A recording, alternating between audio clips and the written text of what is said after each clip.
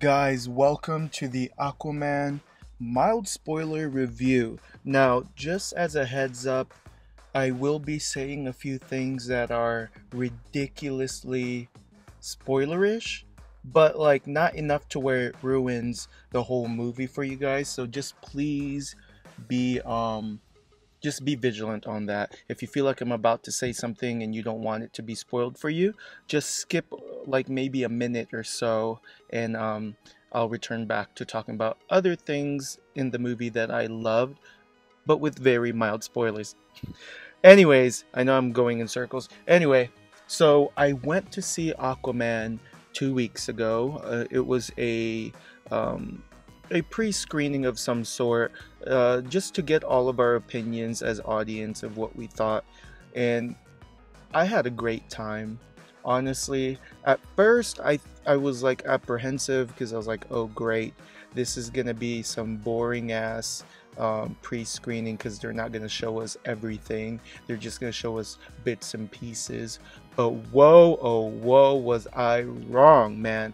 I was completely wrong. First of all, the movie starts in a battle. How that's amazing. Like my brain just like exploded. Not gonna tell you who did this and who did that, but let's just say it's in the past. Um, the sea monsters in this first battle was awesome as well. I swear to you, I am gonna go see this on IMAX 3D because it's that good. Even on regular um, theater viewing, it was already mind blowing. So, yeah, I was very pleased. Um, of course, Jason Momoa's character, Art, he's still a child, and they kind of go through his life, and it skips. Obviously, it skips after they introduce us to Arthur and his family and how they split up and what happened and this and that. It fast forwards into present time where, well, it sort of is not present time, but it is. I can't explain it. It's almost like it is after Justice League. It's after Justice League, but it's not the future yet. It's still kind of it's not the present yet. It's still kind of in between.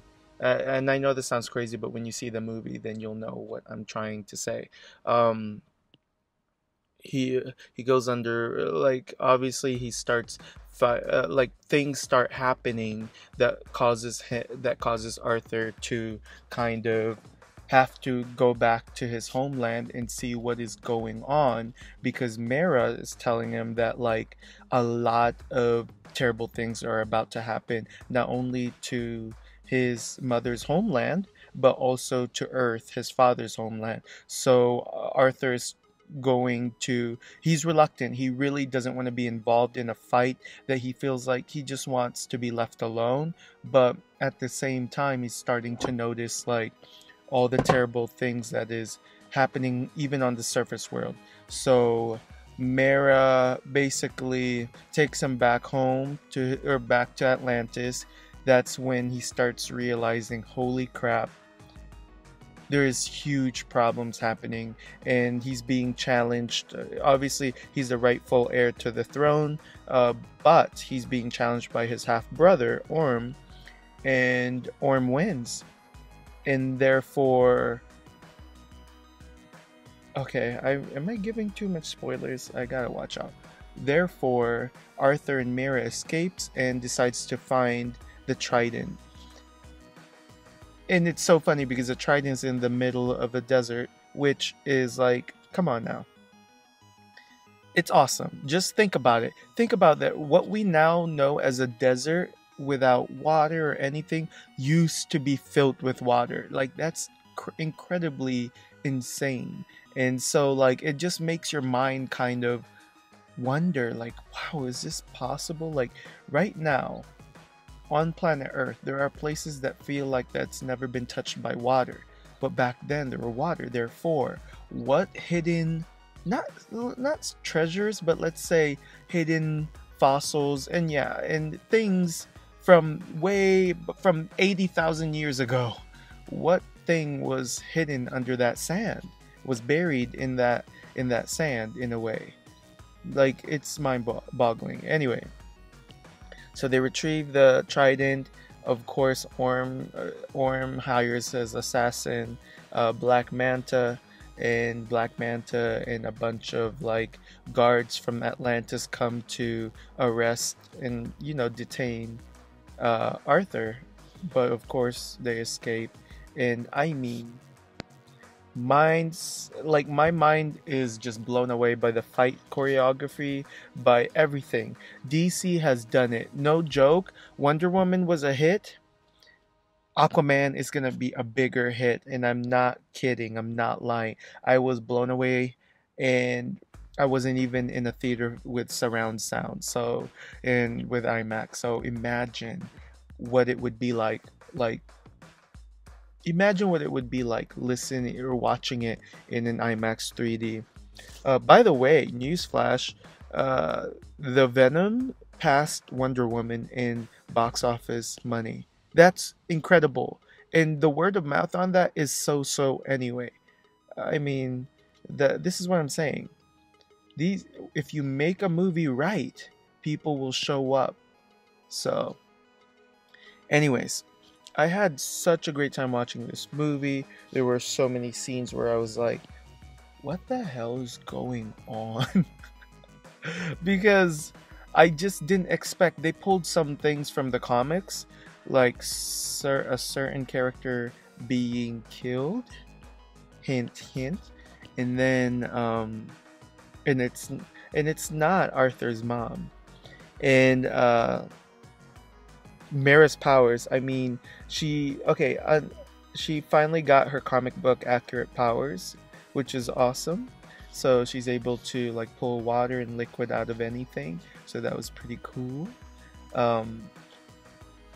Just basically, Arthur, Mira, they're all fighting these Atlantean and Black Manta. They're fighting these Atlantean guards and Black Manta, and like, just, it's awesome to see Mara and Arthur go back to back fighting these soldiers away. And another cool part though is like, part of Atlantis joins Arthur's group. So much to kind of be proud about from watching this movie. I was just blown away. This is definitely the Star Wars of the DC universe. No kidding. I feel like there's so much you can do. There's so many characters that can have like continuing sequel appearances. So it's awesome. I had so much fun watching this, and most importantly, like, I think I might watch this film maybe 3 or 4 more times.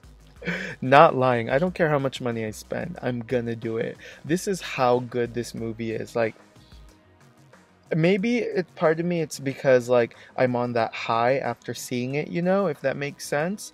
But at the same time, I'm like, nah, if I was to step away from it and just watch it as a superhero, as a regular superhero film, there's so many creative things that James Wan did that like you've never seen on Avengers, or X-Men, and that is a very that's a really sly hint to you of how things are going to turn out. Let's put it this way. It's like the essence of The Conjuring, the essence of Insidious, the first movie, was kind of just a little bit was sprinkled on this movie. Like, no joke. That's I just, my mind, everything, I just couldn't. This movie was way better than I thought it was going to be. I knew it was going to be good, but it's way better than just, whoa, it's so good, Let's talk about Orm. Man, Orm. Yeah, Patrick Wilson did a great job. He did. Oh man, he's so fantastic. Man, yeah, he's so great. I love his acting. His acting's way better than Jason Momoa's. But yeah, And then Black Manta. Man, okay, first of all, the Black Manta, his suit was phenomenal. Part of me is like, whoa, that helmet's ridiculous. Sorry. Whoa, that suit's ridiculous. He has like tubes going from his back. Like all Aquaman has to do is rip those tubes and then he'll drown in water. Okay. That might have been a mild spoiler. But anyway, I had such a great time. This movie rocks. Hopefully you guys like it. It's coming out. For those of you guys who don't know, go to atom.com and get the early screening tickets for December 15 instead of the December 21 premiere. Go to the December 15 one. It is awesome. So go to atom.com. If you have Amazon Prime, you can purchase these tickets so that you're able to screen Aquaman on the 15th. Anywho, when that happens, then I'm gonna, after I watch it on the 15th, then I'm gonna release an actual awesome review of the movie full of spoilers and whatnot and some images. Yep. Thank you guys for listening. Have a great life, and remember, if you're drowning, scream for Arthur.